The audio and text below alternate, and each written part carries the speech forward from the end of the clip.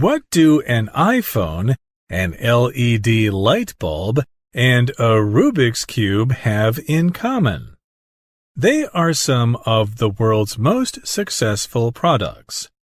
Generally, a product succeeds for 3 reasons. One reason is that it is useful. Another reason is that it is much better than older products. The other reason is that it is amusing. While some products have become great successes, many others have failed. Dr. Samuel West was interested in gathering some of these failed products in one place. He wanted to understand why so many products fail, and this little thought finally motivated him to start the Museum of Failure in Sweden in 2017. At first, Dr. West wanted to know how organizations come up with ideas for new products, so he started to do some research on this topic. However, he soon got tired of boring success stories. Then he visited the Museum of Broken Relationships in Zagreb, Croatia, a museum that displays objects from failed relationships along with the stories behind them. This visit gave him the idea of building a museum of failed products, and it turned out to be a big success. Although some of the products were funny or odd, Dr. West insisted on putting them on display. For him, the goal of the museum was not to laugh at failed products, but to encourage people to think about why a product failed.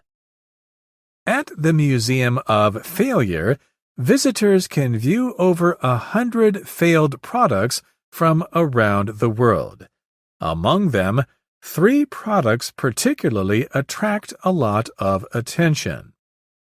One is a plastic bike. Another is Google Glass, a pair of high-tech glasses.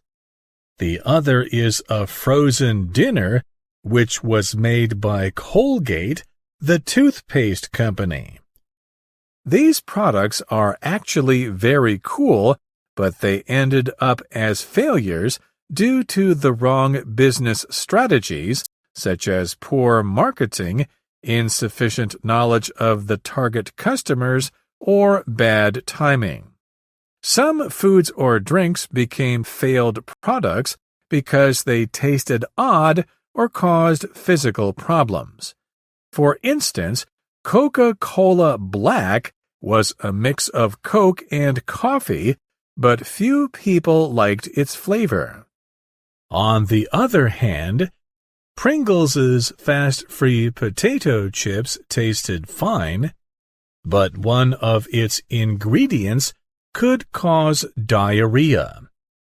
Some other items at the Museum of Failure mark the end of a period of history.